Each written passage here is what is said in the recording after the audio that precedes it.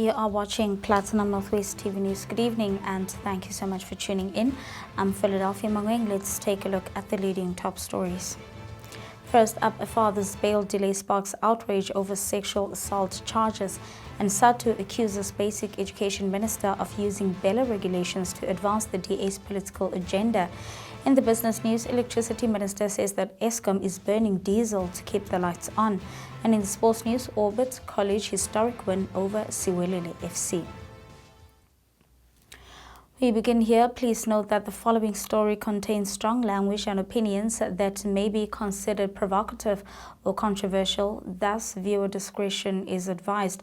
The views expressed in the story does not necessarily reflect that of the station or publication, and parental guidance is recommended for younger viewers. In Orkney, a bail application for a 47-year-old man accused of sexual assault against his two young girls, aged 5 and 11, has been postponed to August the 19th. The delay was caused by the absence of his legal representative, who was reportedly unable to attend the hearing due to health reasons. Okay, so this matter is then postponed to the 19th of August 2025 for the attorney of record as well as possible bail application. So you will remain in custody until then and appear 8:30. Now, the case has sparked outrage and drawn a significant protest from the ANC Women's League, who gathered outside the courtroom to oppose the man's release on bail. They emphasized that the accused actions are a betrayal of the trust and protection that a parent is expected to provide. Let's take a look.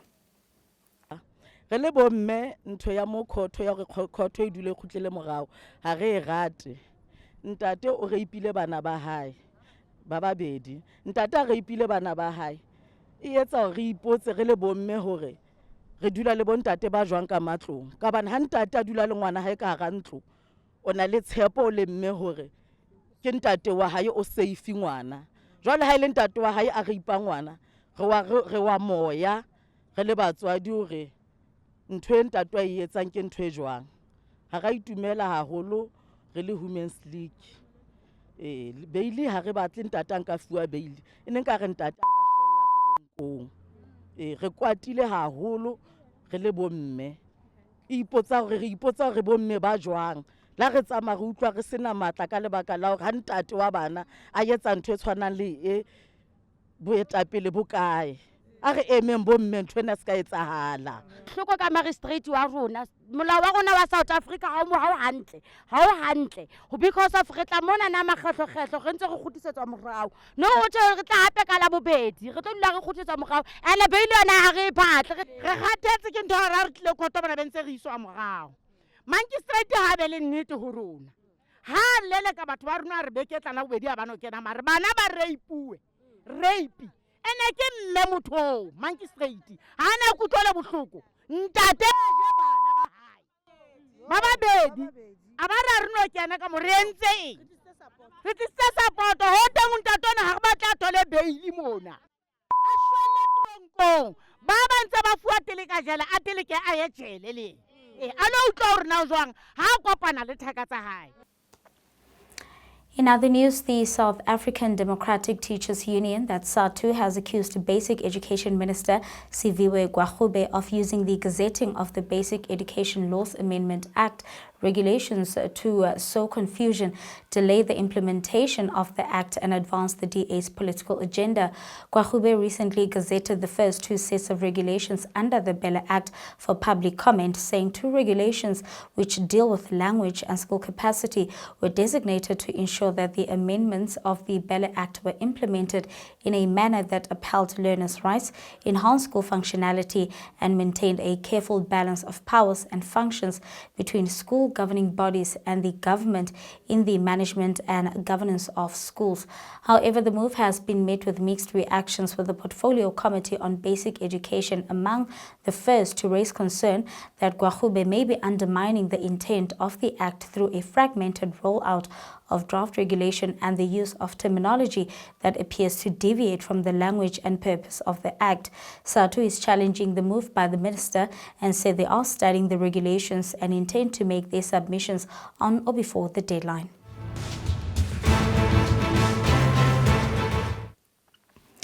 Moving on to international news now, the U.S. National Guard troops have begun appearing on the streets of Washington, D.C., a day after President Donald Trump deployed the troops to the city and took control of its police force as he argued violent crime was out of control. Armored vehicles were spotted at urban centers and tourist sites around the U.S. Capitol on Tuesday evening. Officials have said that 800 National Guard troops are expected to be deployed, as well as 500 federal law enforcement agents. Washington, D.C. Mayor Muriel Bowser, a Democrat who has denied crime is out of control in her city, described the troop deployment as an authoritarian push. Trump, a Republican, has also threatened similar deployment against New York and Chicago, two other Democratic-controlled cities. And with that, let's take a look now at the business news.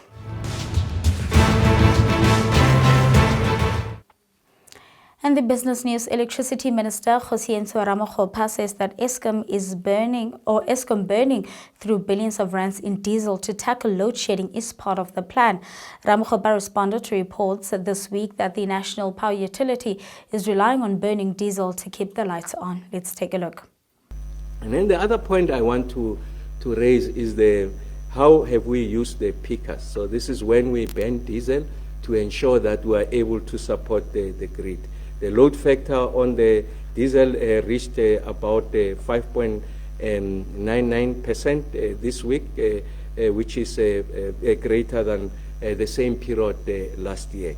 And in rand value terms, we spent over 5 billion rands. So I really want to put this into context because this is what is in the general public. We use the pickers when we are experiencing difficulty from the rest of the fleet to support or meet the expectation of the demand that is placed on the grid. So the whole fleet of Eskom is designed that you have, if you like, substitutes. When you have difficulty, there's a player, if I were to use the metaphor of football, there's a player that is injured, you still want to have 11 players on the field. So we call on that substitute to come and support the team. And this is what we've been doing. Yes, it is not a secret that we experienced significant challenges at the beginning of the financial year. April, we relied more and more on the diesel to be able to support us. And this diesel was able to support us because it's meant to support us during those periods of difficulty. Of course, the budget for the diesel is about the current financial year, I think it's about 12 billion or so. We've spent about 5 billion of that.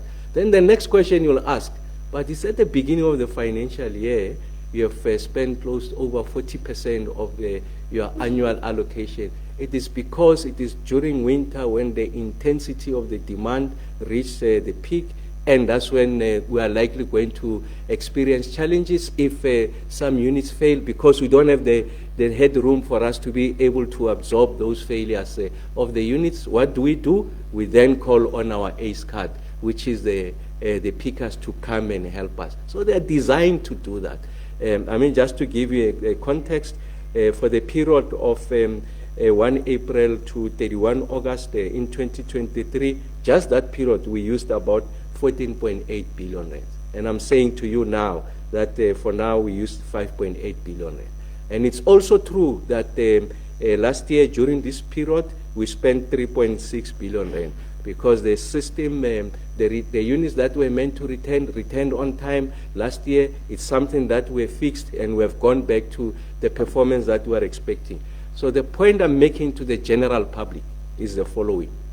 When we ban diesel, we are meant to ban it because the system is under strain.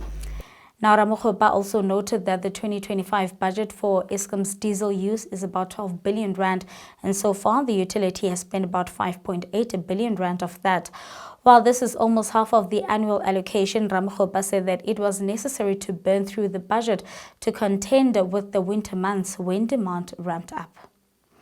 And that's all from the business news. Your sports wrap up after this.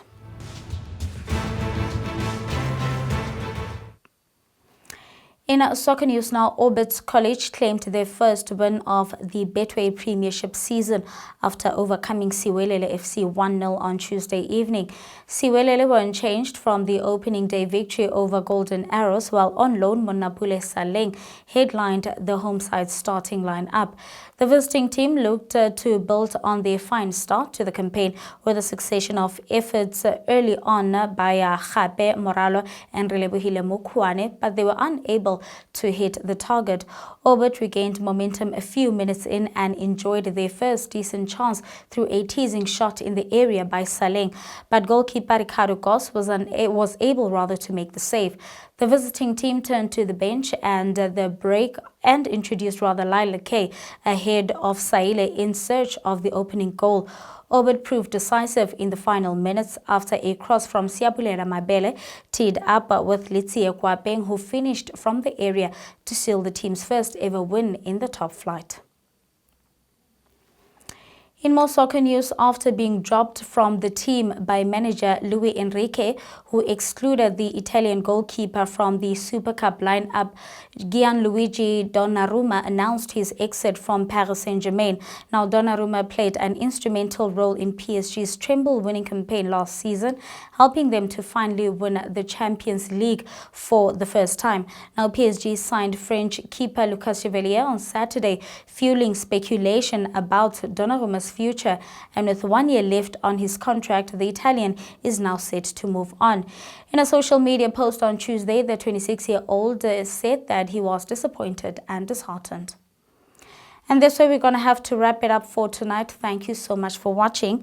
The team is standing by tomorrow evening. Till then, good night and take care.